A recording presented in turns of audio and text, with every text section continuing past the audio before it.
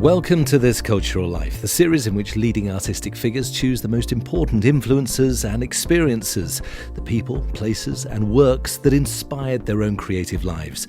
I'm John Wilson, and my guest in this episode is Boy George. He shot to pop stardom in 1982 as frontman with the band Culture Club and later as a solo artist. With his soulful vocals and flamboyant androgynous looks, George became a massive star around the world. Want to hurt me? Come a chameleon. You come and go. I know all there is to know about the crying game. Let somebody love you.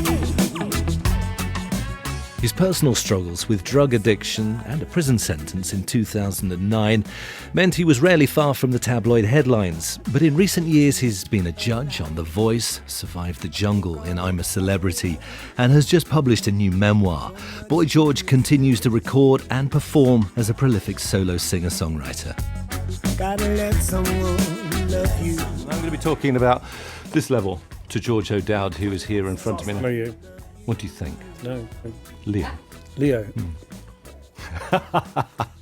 I shouldn't have told you that. No, I would have found out. I would have Googled you. Is that a good thing? Are we going to get on? Good or it's not a good or a bad thing. It's just Aries, it's about I'm a Gemini. It's not, and some people just absolutely don't believe in it, but I'll tell you what, it's very Boy George, welcome to This Cultural Life. Thank you.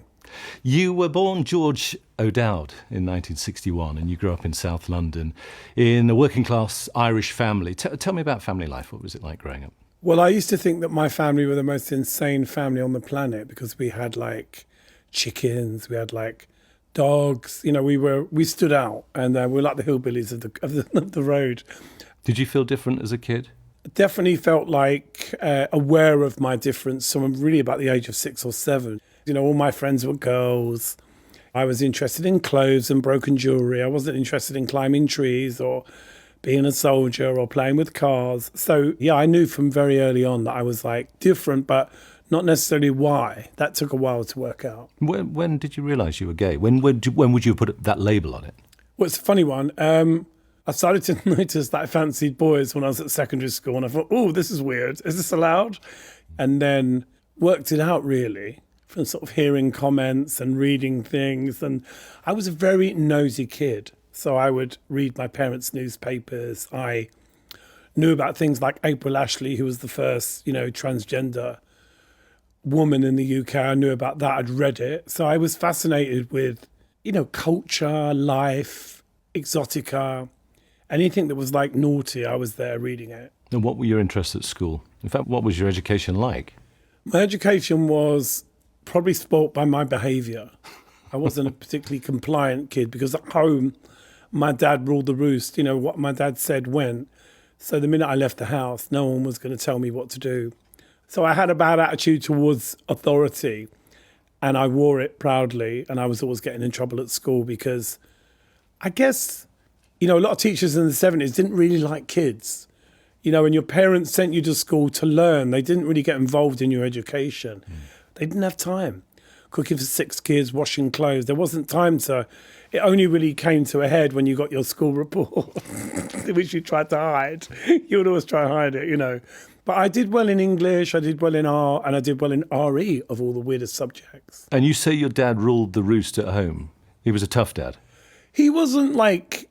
He was a builder, wasn't he? He was a builder. I mean, he wasn't one thing, but he was definitely prone to, explosions. He was a gambler. So if he gambled and won, it was heaven. If he gambled and lost, it wasn't so heavenly. And my dad was also a brilliant man. He was handsome. He had beautiful handwriting. He could sing. He was super intelligent. I think he felt frustrated creatively as a man.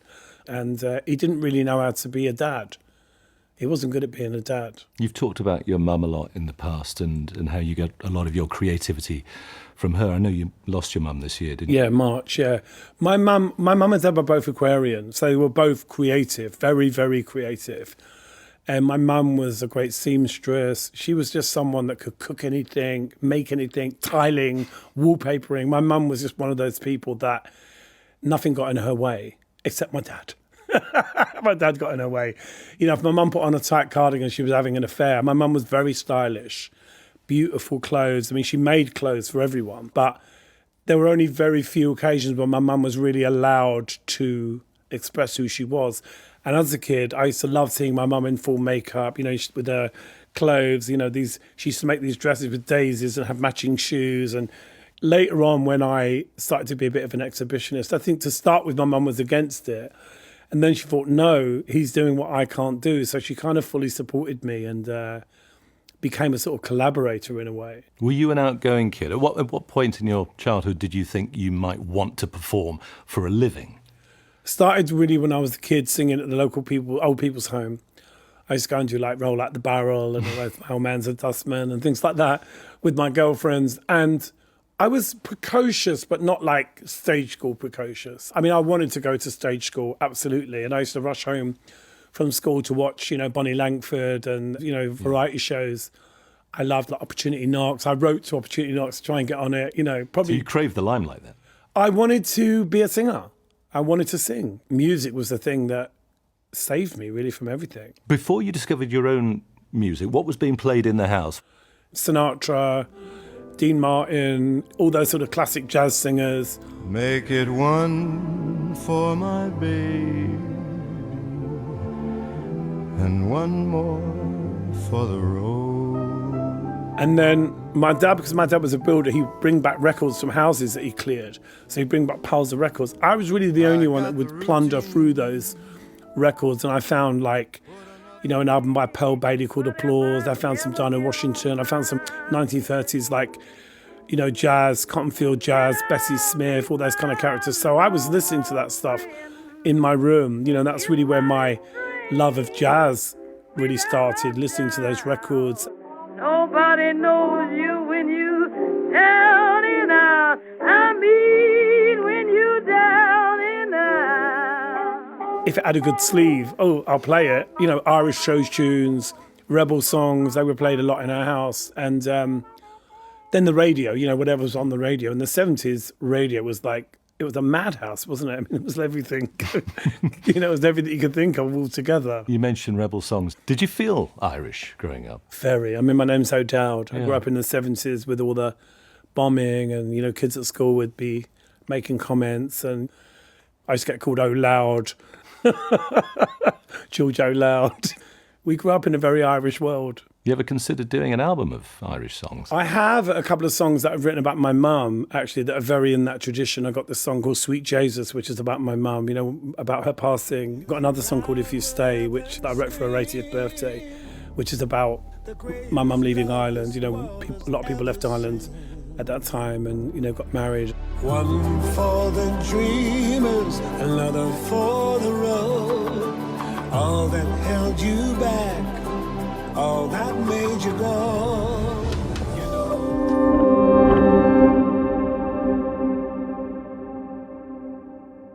On this programme, Boy George, I ask my guests to choose the most important influences and experiences that have inspired their own creativity.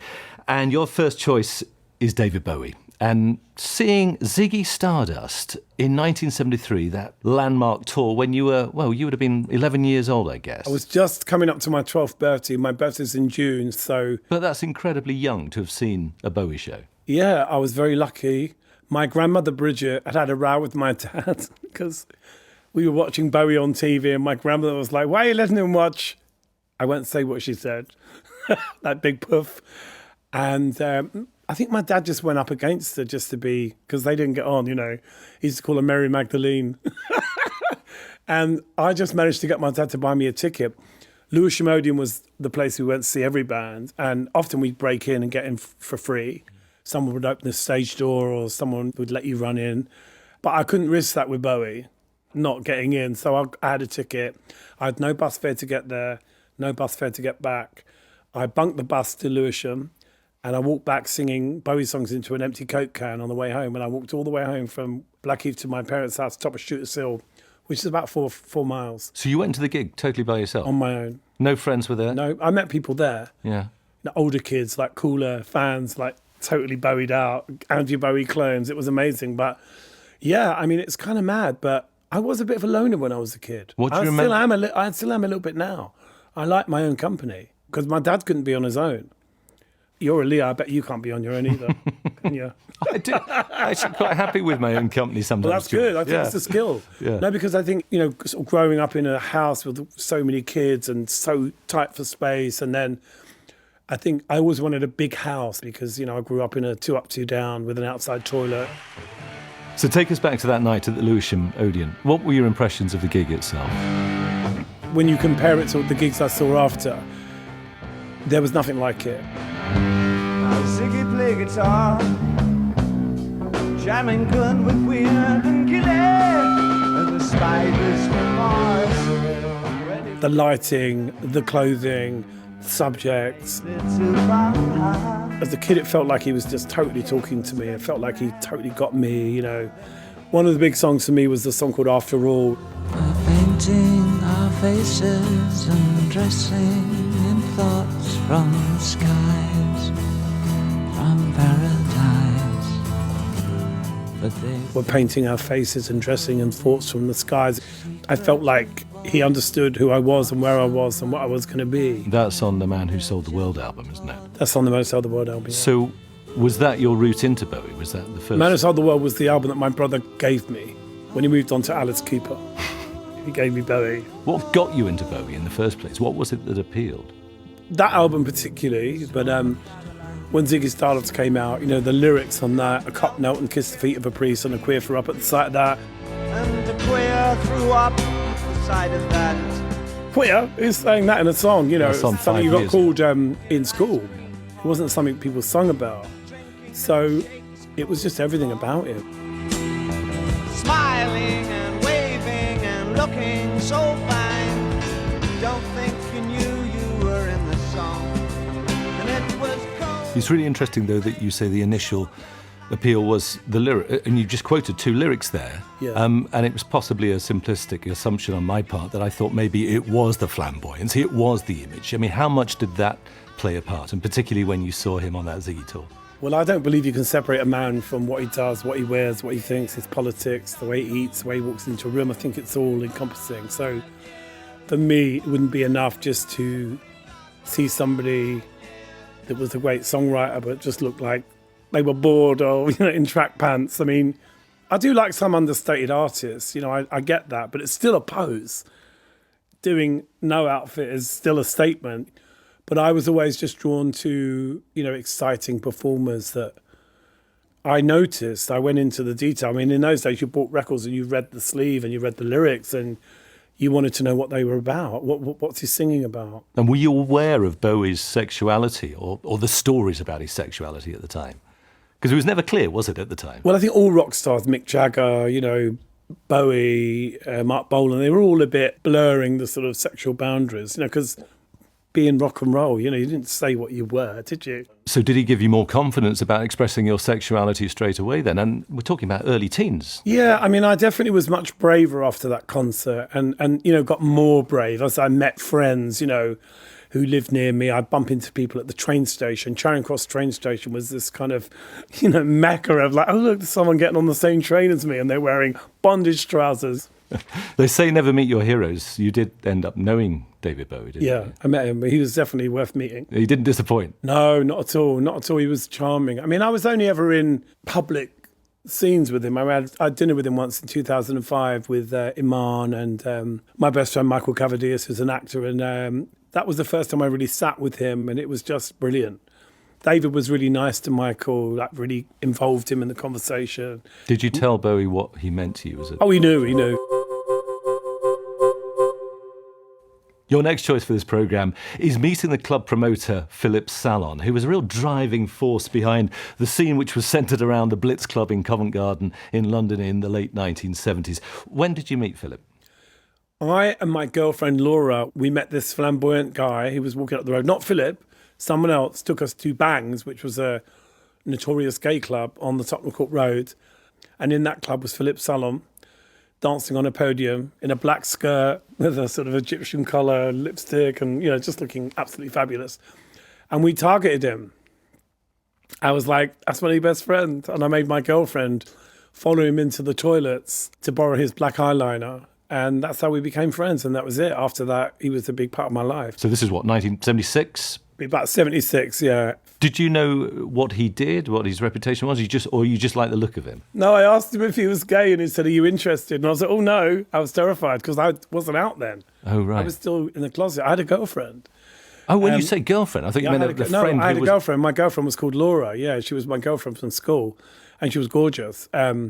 So I'd gone out with her to this club and then, sort of met Philip and then gradually sort of started to go to like gay clubs with Philip and Laura. She went out with a straight boy. It was better for her. What did Philip Salon offer you when you got to know him? Excitement. Philip was the most exciting, energetic person I'd ever come across. He was absolutely as gay as you could come. Lived with his parents, was just outrageous. He wasn't someone who pretended to be straight. He was out, and it was kind of a new thing for me to meet somebody who was so bold. And Philip was like the Pied Piper, and he'd take us off to these parties or to clubs, and often they were parties we weren't invited to. They were things that he just heard about. He had a list of things that we had to go to, and so he led you into this scene. He led us like gladiators around London, and there was one fantastic night with Philip I remember so vividly where we went to one club and we were going to another club and we got in a black taxi and he started changing in the back of the taxi. He was just 24/7 outrageous, Philip. You moved to London, I guess, around this time, and you became part of the new romantic scene, stalwart of the gay club scene in the late 1970s. And you were living after that in a succession of squats in central London. How important were these very creative communities to you, to your own sense of creative development? Oh, 1,000% the most important thing. I mean, I remember meeting Grayson Perry, when he was 19 or 20. There's a funny conversation that he told me the story when I saw him recently. He said that we were doing this performance in the front of a shop, that we were doing this cabaret that we'd all written, and he was putting on a pair of tights. And Marilyn looked at him and he goes, "You've done that before?" And he said he laughed his head off because obviously he hadn't even really started on his journey. Mm. But, there were certain characters, like Marilyn was the really good example of someone that was just so outrageous. You should just explain Marilyn. Marilyn was my best friend in the 70s. He used to go around dressed as Marilyn Monroe. And he made it into a lot of the sort of gossip columns and people would write about him, because he was, there wasn't anyone like him, And he loved being photographed. So he saw a photographer, it was always like first in the queue to get photographed. And, he was, like Philip, Marilyn was just very outspoken. And the squats that I'm talking about, they were particularly on Warren Street, not far from where we're sitting here in the BBC at the moment. I mean, people forget, these are kind of semi-derelict houses, often without plumbing and heating. When I told my mum and dad that I wanted to move into a squat, they were horrified and they did everything they could to try and talk me up. Like there's no water, there's no lights, but there was freedom. There was absolute freedom. I could do what I wanted. I could stay out as late as I liked, eat what I wanted. I was a little bit of a cheating squatter because I went home for Sunday dinner and I got my washing done by my mum and I often went and got food. So I was a little bit of a sort of fake squatter, really. But I loved the freedom, I loved being there. Two other key names on the scene at this time, Steve Strange and Rusty Egan, who were founders of the Blitz Club. Why was that place so important? The Blitz was really, like after punk, there was a sort of bunch of us that punk got quite mainstream. There was a lot of violence, a lot of spitting and, it was aggression. So those of us that were really into the music and the fashion sort of moved more towards the sort of, towards more the goth thing, the Batcave and the goth look, which was more makeup, more frills. And then that sort of morphed into what was called the new romantic scene because we were sort of channeling the whole Berlin kind of cabaret type feel. And it was quite period costume, but with a sort of punk twist. And, it was hard to find a club where you could go and not get attacked, because if you went into a soul club, but you were a little bit too outrageous, someone would start on you. If you went to a punk club, I often got beer thrown at me in punk clubs because people were like, "You ain't a punk, you're wearing loads of makeup," Steve and Rusty were trying to create a space where you wouldn't get laughed at, you wouldn't have to have arguments with casuals, you weren't going to get attacked. So, and it was a small scene, which kind of grew and grew, but at the beginning it was 200 people. Oh, just hang about. You two go back for a second, right? It's like... It's called Blitz. a former furniture warehouse in Covent Garden, which is fast becoming the office workers' equivalent of the exclusive Studio 54 Club in New York. Only the outrageous are allowed in on Tuesday nights. Anyone considered normal is politely turned away at the door by a Covent Garden dress designer and pop musician called Steve Strange. That's what the club's about. It's about fashion. It's about looks. The men dress outrageous, the women dress outrageous, and they like to feel when they're inside that door, they can feel safe. And if they're not safe, it's not their club. Around this time, you were spotted by Malcolm McLaren, the manager of the Sex Pistols, famously, the founder of the shop Sex with Vivienne Westwood on the King's Road. And he invited you to join a band, Bow Wow Wow.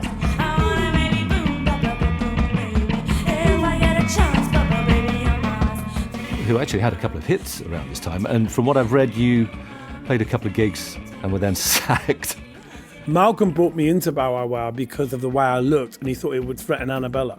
Who was the lead singer at the time? Yeah, she was 15. Yeah. She was a young girl. So he brought in this guy that looked like a girl, you know, to threaten her position. And I think once he sort of got what he wanted out of me, he threw me out of the band. But were they the first gigs you ever played? Yeah. I got pushed on stage at the Rainbow Theatre. Big theatre? Yeah, it was they did this big concert, Bow Wow Wow, with the fairground. It was a big event. And Malcolm decided to send me on at the end of the show instead of Annabella. And I sang a song by Peanuts Wilson called Cast Iron Arm, which is an old 50s song. And the audience were booing. They were like, why are you on? We want Annabella. But I got the taste. I was terrified. But once I was on there, I was like, oh, this is great. I want to do this again. And then I did another gig at the Polytechnic in Manchester, and that was when I was fired. Then in 1980, you formed Culture Club with Roy Hay, the guitarist and bassist Micah Craig, and drummer John Moss. Yes. What did you sound like initially when you first got together? What was the sort of musical DNA? If you listen to Kissing to Be Clever, that's really... Your first album? The first album is very eclectic. Anything goes, really. It was like mixing things that shouldn't necessarily be together. Very upbeat as well, though. Very upbeat, Positive. Very happy, very celebratory, you know.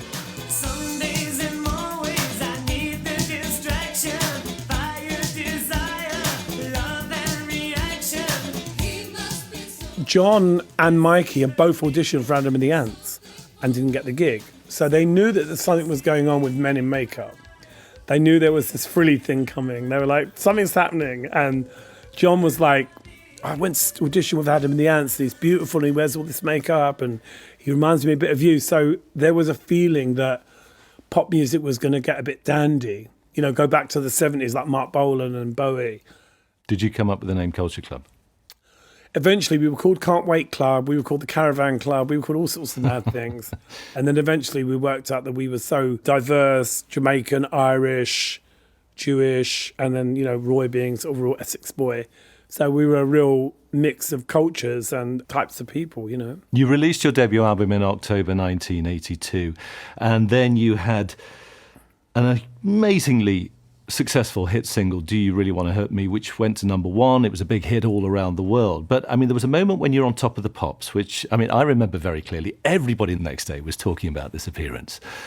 Who was the bloke that looked like a girl? Now our second Brian Clough lookalike for the first time on Top of the Pops, it's Culture Club. What do you remember of that night? Well, we only found out we were going on the night before. We got a phone call to say there's a spot available on Top of the Pops. We were at the low end of the chart, so we weren't even really eligible to be on there. We got lucky. You were filling in for somebody who... I think there was two stories, either that Shakin' Stevens was unwell or that Elton John wanted to play his video. Either one will do. We were very grateful, you know, and I remember spending the whole night, like, working out what I was going to wear, because I knew that there was going to be a reaction to me. In my mind, I wanted to get it just right. I wanted it to be as odd and kind of beautiful as it could be. You know, I spent a lot of time getting ready. Do you really want to hurt me? Do you really want to make me cry? From what I remember, it was a kind of white, flowy... I was wearing a white smock with a big Smock. red cross with aeroplanes, and I had, like, obviously the hair and the plaits and hat and ribbons and bare feet. because one of my heroes was Sandy Shaw, and I thought I'm going to go on TV with bare feet. I mean, it's overnight stardom. Did you welcome that? It was interesting because actually the stuff that was written about us was actually quite derogatory and quite homophobic. It wasn't friendly. What people weren't saying, oh, wow. They were saying, what is it? You know, let's not let it near our kids. And there was a lot of TV shows that cancelled us. We got kind of almost instantly blacklisted by a lot of TV shows. And then suddenly it all changed. We went on the Noel Edmonds show. And that was the first time I actually spoke on TV. Do you find that people ask, I feel so horrifically conventional in a jacket and tie, saying, do you find... You look outrageous. We were number 2 by this point, and we went to number 1 the next I'll day. leave it on that, George. Thank you very much. I hope you make it a number 1. Thank you, Culture Club. And George... And I definitely think it was the kind of, because I was such a contradiction in a way. It was like, you know, you would expect me to be more like my own arse, if you like. But I wasn't. I was very common. Very down. And people were like... Yeah. I wouldn't say I was down to earth because that's like taking it too far, but I was definitely kind of just, I'd grown up in Woolwich, you know, I'd grown up in South East London. I was common as muck in a way, and also I kind of didn't really get why people were so freaked out by what I was doing, but I also liked it. I understood even then it was just clothes. It's just makeup and clothes. Why do you care? Exhibitionism it makes people uncomfortable because they I think they go into their own imaginations too much. People have got really weird ideas about what gay people do, you know. Like, I spend my whole life being gay, you know. It's like 4 hours a month, I'm lucky. You know, we have lives, we have jobs, we have families, we have bills to pay, we have careers, you know, and it's a funny thing. But in those days, it was helpful, I think, to me, that sort of weird animosity, that sense of not being sure, that worked in my favour. Do You Really Want to Hurt Me, as I say, was a global hit. I think it went to number 2 in America. That puts you on a totally different level of fame because, I mean, it's very rare for a British band to break America. Especially a band like us. I mean, especially. It was like, oh my God. But I think part of the reason why we were successful in America was because we were so British. Did you get any advice as to how to deal with the limelight and that sudden superstar level of fame? Well, everybody thinks they're an expert on fame. You know, everybody thinks they know what you should do and what you shouldn't do. But basically, you know, at the beginning, you're just thrown in front of the headlights. You know, there's no real preparation. And when you're 20, you're not going to listen to someone giving you advice about how to be famous. You know, you're just like, oh, shut up, you know. You just want to get on with it. And, I mean, at that point, I'd even discovered therapy, questioning things I did. It was just I grew up in a family where you didn't discuss your problems. You don't tell outsiders what's going on in the house, you know. So it was really not until quite later that I was like, oh, there's another way of looking at life. You know, growing up, in the beginning of fame, it was a crash course. No one helped me at all.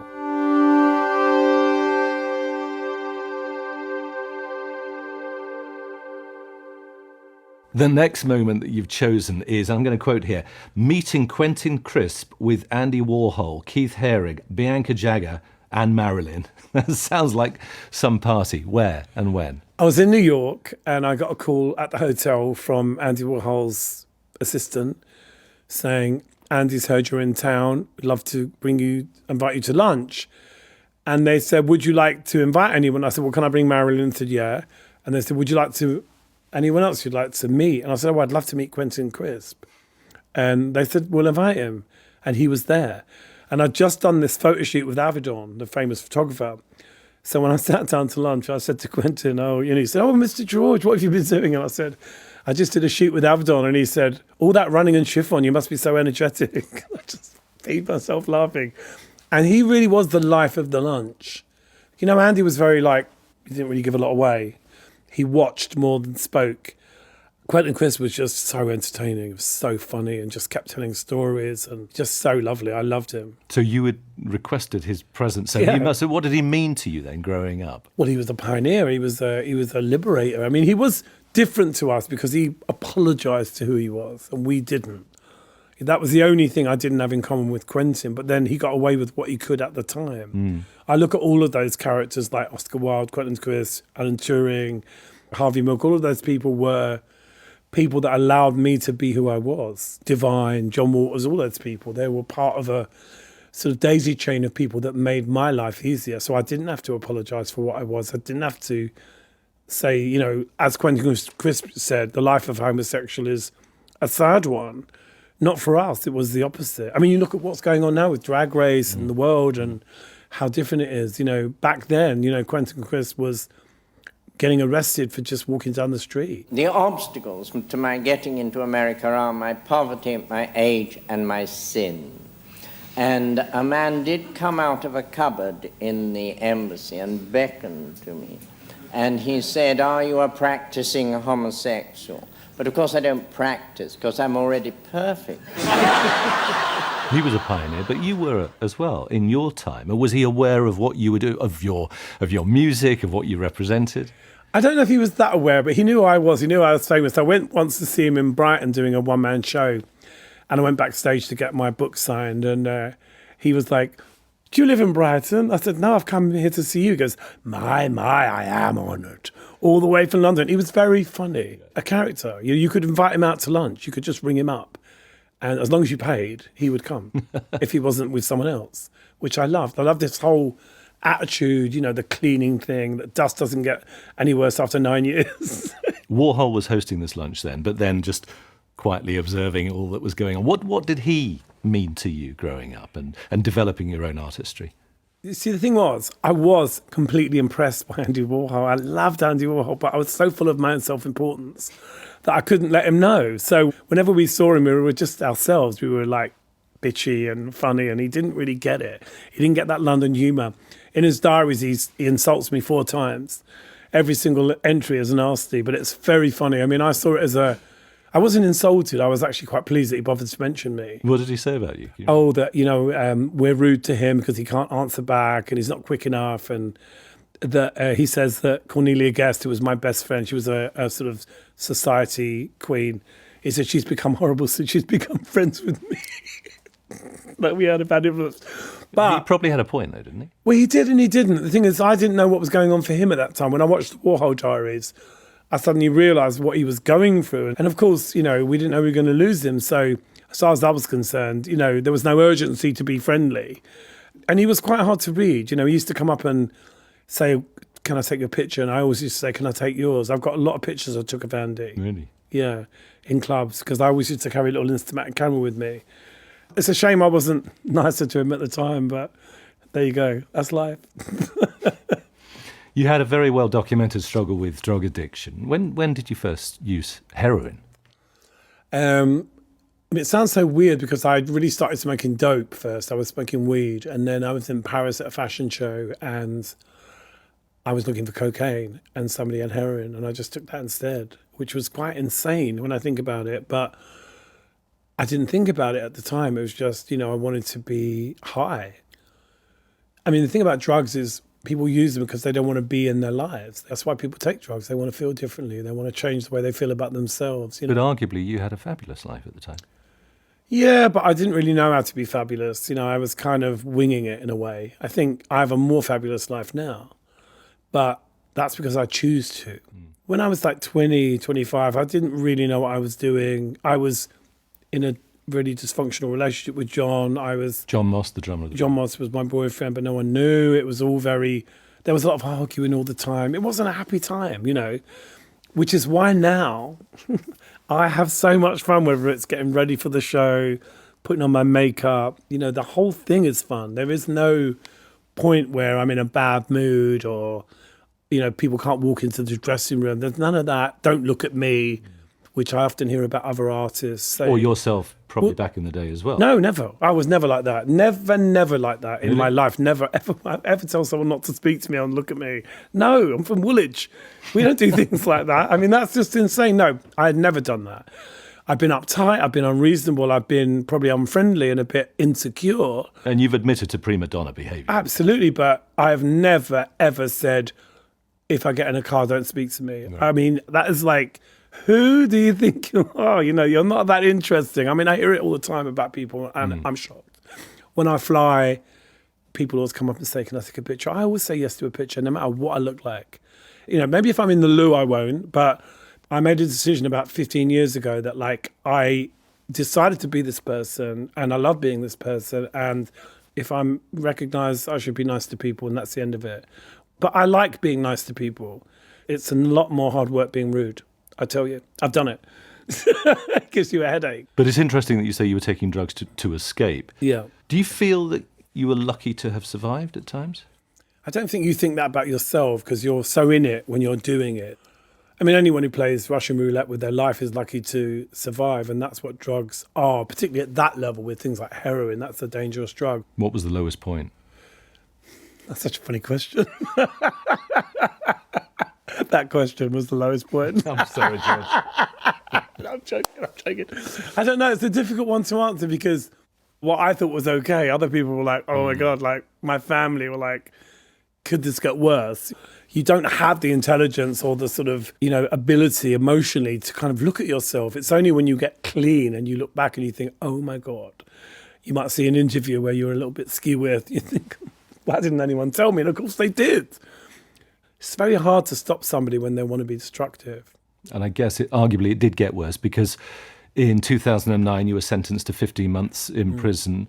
I know you served 4 months and that was for assault and false imprisonment.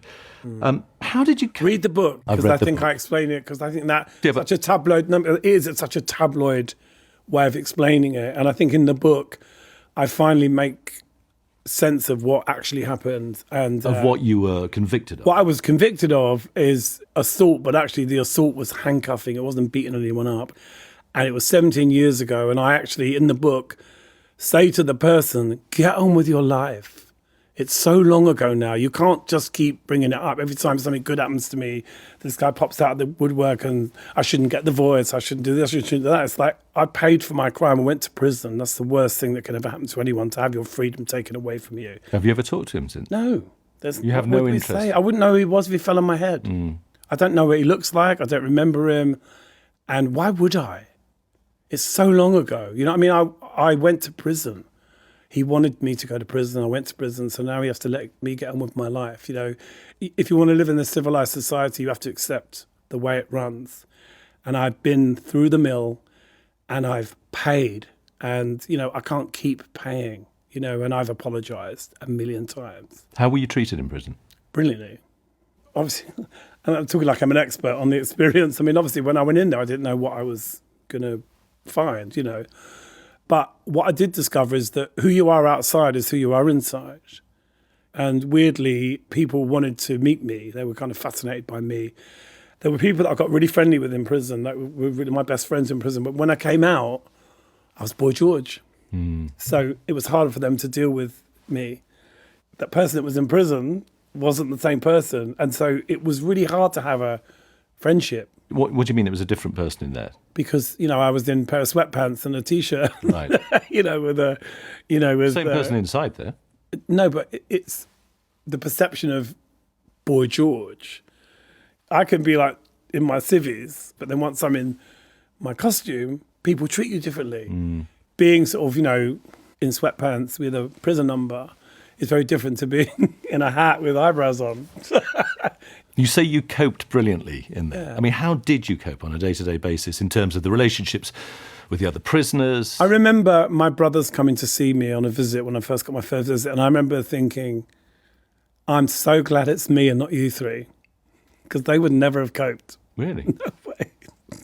Because I think, I got clean a year before I went to prison, so I had a spiritual program, and I was able to rationalize where I was in my life. I was able to say, this is because of something I did in the past. It's not who I am now. So, I got to concentrate on being me.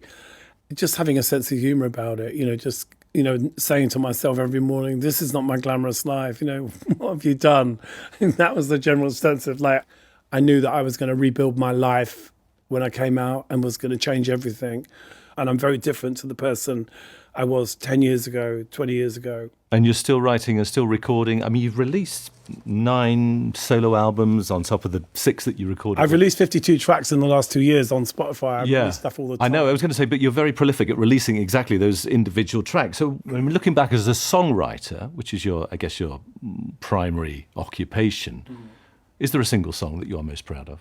I haven't written it yet. Really? There's a few songs already online that I love and think are some of my best work. A song I wrote about Liberace called How to Be a Chandelier. That's probably one of my favourite things I've ever written.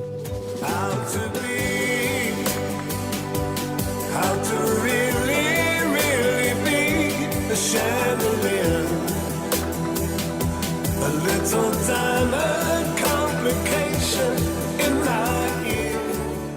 I basically do every type of music. I do dance stuff, I do rock and roll, I do folk, anything. I do electro music that's like the music we didn't make in the 80s. Nothing new to say. Every word is spent. The industry that I was in doesn't exist, so there's no rules anymore. I don't see why anyone waits around to make a record. It seems so ridiculous. It's so easy to make records. Was that liberating then? Well, when you see people say, oh, they waited 20 years to make an album, why? Why? Like 20 minutes. It's like songwriting is easy. Getting it played is not easy. You know, because you hear all the same things. Listen to the radio, it's the same things. And people tell you, you can't write another Christmas song. You can't write another this. But as a writer, you're not trying to write another Karma Chameleon. I've got no interest in writing Karma Chameleon. I want something much better than that. So I think I'm in an industry that tries to suppress your creativity. Rock and roll is a drag, and I'm so glad I'm out of it. And I do much more now than I've ever done because there's no reason. I don't have a reason except the sake of doing it. And being in a band can be tough. You've had your legal tussles with John Moss, which have what, put an end to Culture Club, or is that a never say never? I'd put an end to him being in Culture Club. Yeah, he's not in the band anymore, but Culture Club still exists. We played, 6 months last year. But I mean, in terms of those original 4 members. Roy, Mikey, and me are still in the band. John's not in the band. I mean, John didn't want to be in the band. He wanted to leave the band. He actually wanted us to not use his image. There was a whole thing the other day online saying we'd taken him off the T-shirts. He doesn't want to be on them. So, and it makes the originals worth more money. I might start selling them at the back of a van, the original ones. I've got a few of those. But listen, with rock and roll, with music, you can't walk on the stage unless you want to be there. And you always want to get better at what you're doing. And I really do think that the way I perform now as an artist is night and day different to what I did in the 80s. I was uncomfortable. I didn't know what I was doing. I was insecure. And now I'm actually engaged with the audience. There's no fear. My whole ambition is to be emotionally connected with the crowd. And I don't mean that in a pretentious way. I mean it absolutely in connecting with them and also playing new music because people do want to hear new music. Well, I was going to say, what drives you on creatively? Well, what I'm doing now is what keeps me excited. I mean, I'm not particularly interested in the past. I think it's unhealthy to keep living over what you did when there's so much more to do now. Now is everything, kids. Move on. Boy George O'Dowd, thank you for sharing your cultural life with us. That was a really good interview. Thank you. Thanks. They're rare. They are rare. I'm telling you, it's really rare to talk to people that actually go, actually, I really enjoyed that. Thank Good, you. I'm really glad. See, being a Leo isn't a problem. No, God, well, so we resolved our...